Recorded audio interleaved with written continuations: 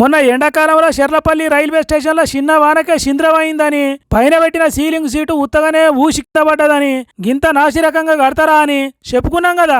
ఓ అంత చక్కదనంగా కట్టిన షెర్లపల్లి railway station చూసి సెంట్రల్ మంత్రి బండి సంజయ్ సార్కు ఏం అర్థం కాలేదట.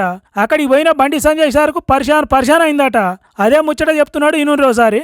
స్టేషన్లను అమృత్ భారత్ కింద ఇవాళ ఎయిర్పోర్ట్లను మైమరిపించే స్థాయిలో ఇవాళ ఆధునీకరించే ప్రయత్నం ఎవరైనా చేస్తున్న విషయాన్ని గుర్తించడం నేను అనేది చెల్లపల్లి టర్మినల్ పోతే అది ఎయిర్పోర్టా రైల్వే స్టేషన్ నాకే అర్థం కాదు. అంత మంచి అద్భుతంగా దాన్ని తీర్చిదిద్దినటువంటి ప్రభుత్వం నరేంద్ర మోడీ ప్రభుత్వం. ఇన్నరా Bandi Sanjay sir Cherlapally railway station లో అడుగు పెట్టుడుతోనే కళ్ళు జిగేలమన్నాయట. ఇదేంది ఇది దారి తప్పి మనం విమానం స్టేషన్ కి వచ్చినాం అయ్యింది అన్నట్టు కళ్ళు నాల్చుకొని చూసుకునేంత కథ అయిందట. అంత గొప్పగా కట్టిండట Narendra Modi sir Cherlapally railway station.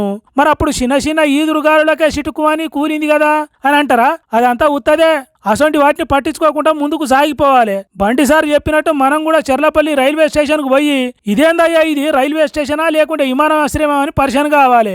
Ceiling కవర్లు ఊసిపోయినా కుప్పగూలినా బండి సార్ తీరుగానే నలుగురికి చెప్పాలి, మురిసిపోవాలి. ఏమంటారు, అవునా కాదా?